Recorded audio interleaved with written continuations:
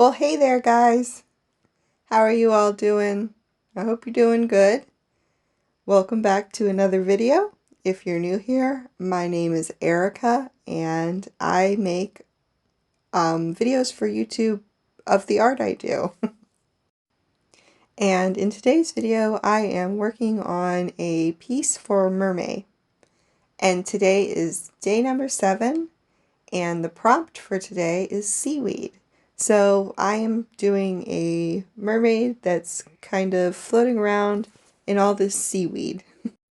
And if this is your first time here and you haven't heard the whole saga of me taking back all of my detail because it was taking me too long to do videos and drawings, then this is another one of those pieces where I decided that I couldn't be as detailed with the piece as I wanted to.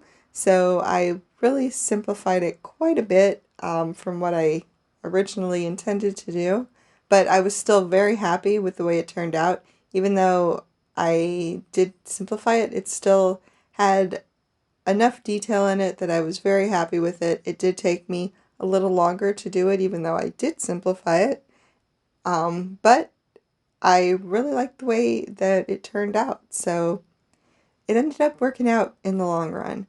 And I can't tell you, since MerMay started, how many pictures of my hands there are in my phone now. Hands. I have the hardest time drawing hands. And, you know, I don't know if I've talked about this before. I can't imagine I haven't talked about this before, but I don't understand why it's so hard to draw hands when we use our hands to draw. You would think that that would be the easiest thing to draw, our hands, because, you know, that's what we're using for that. But no, they're not. They're the hardest thing. Hands and hair. I have a hard time with both of those two things. I really struggle with hands and hair. And it's not always easy to find a hand position anywhere that you're looking for.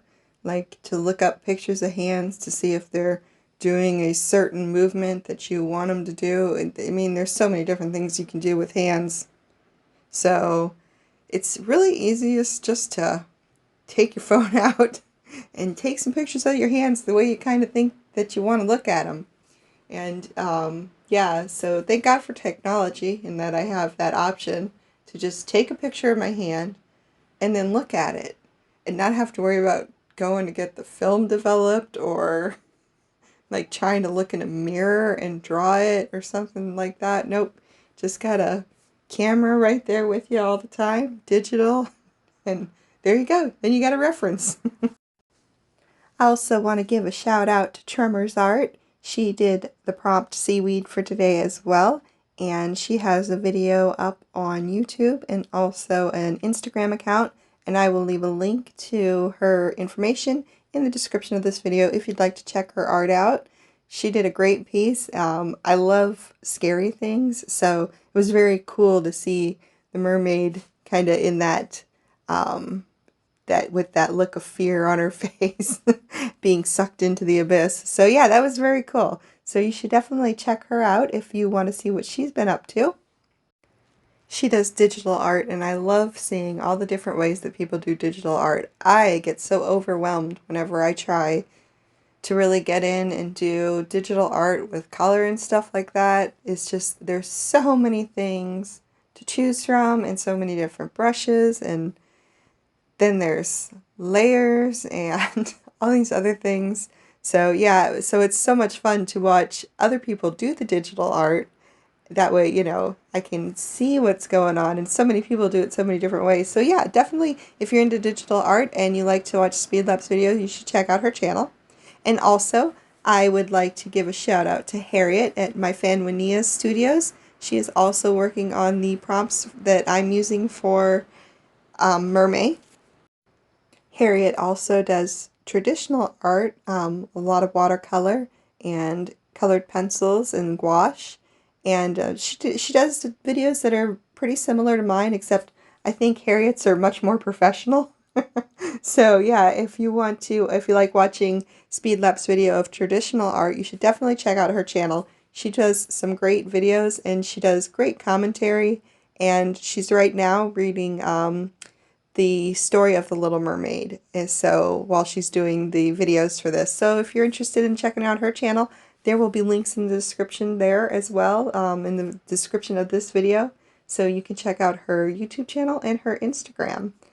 And yeah, so I am working on getting the seaweed done, and I did a dark background. I just wanted to do a dark green background. That way it kind of had that, you know, seaweed look. It wasn't just blue. I wanted her to be like really engulfed in seaweed.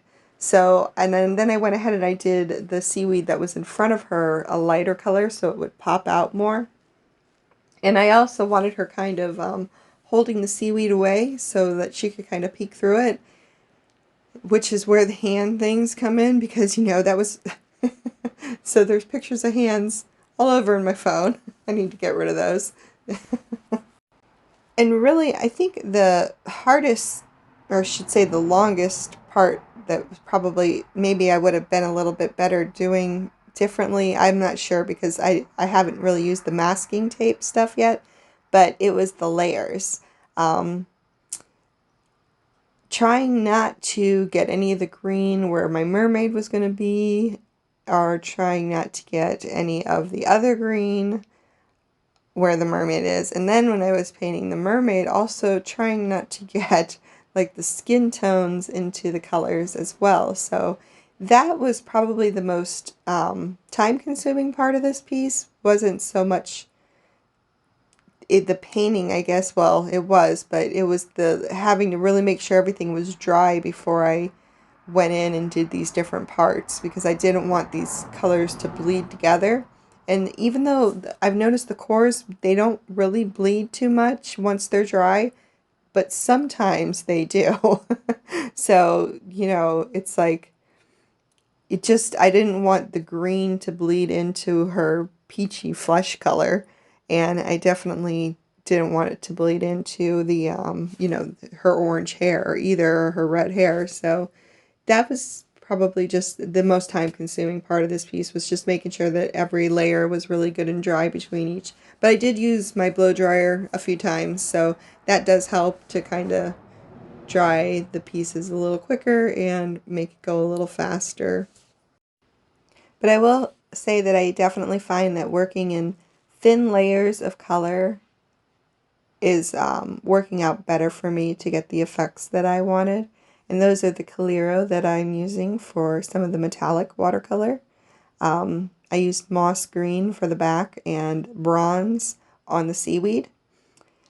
And I wanted to do some gold flake on this one. I mean, not the gold, was it gold flake? No, the gold leaf. I wanted to do some gold leaf on this one as well, but I ended up, you know, I just wanted to get it done.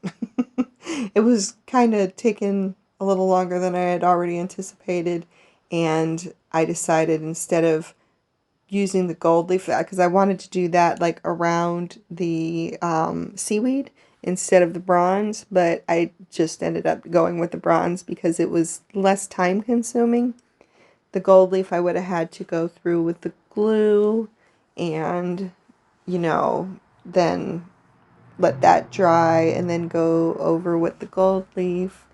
So I decided to just save some time, and I ended up using the bronze metallic watercolor.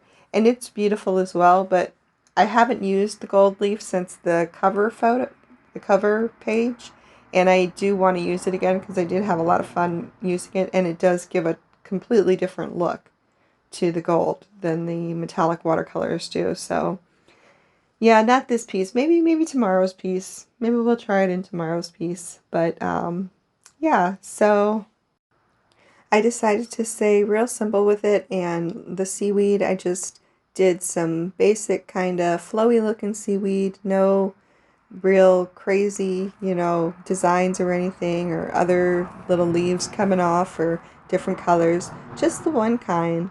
And I just did the base color first, and then I went back in with some darker greens just to kind of make it look like it was highlighted in certain places and had like little curves and folds and flowing in there. And then I thought that the gold, or not the gold because I didn't use the gold, but the metallic bronze just kind of gave a nice highlight to where the edges of the seaweed would be.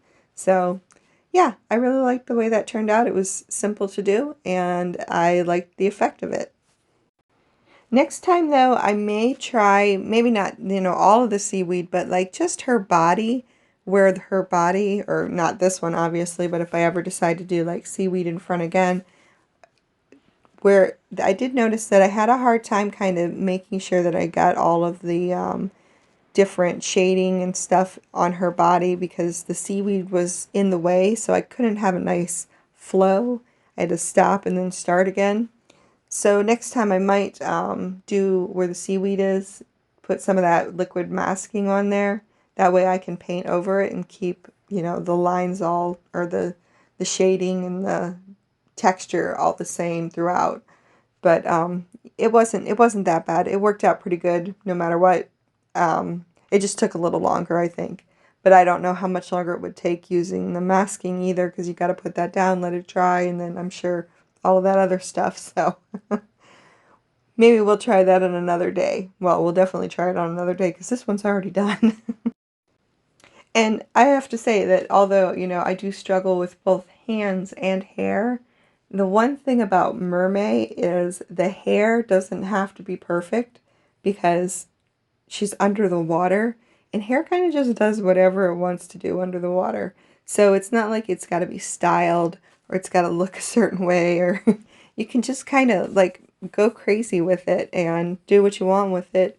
And it usually, looks pretty good. So like I couldn't have a girl out on land with her hair all crazy looking like it's flying around behind her. I mean, I guess I could, but under the right circumstances. But that is one thing that I do love about, doing mermaids, is because you kind of get some freedom with the hair as well.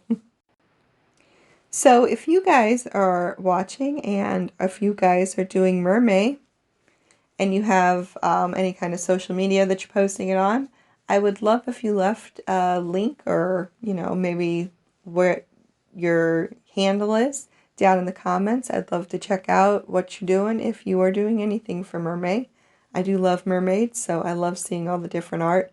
And I've come across some pretty great art on Instagram so far with MerMay.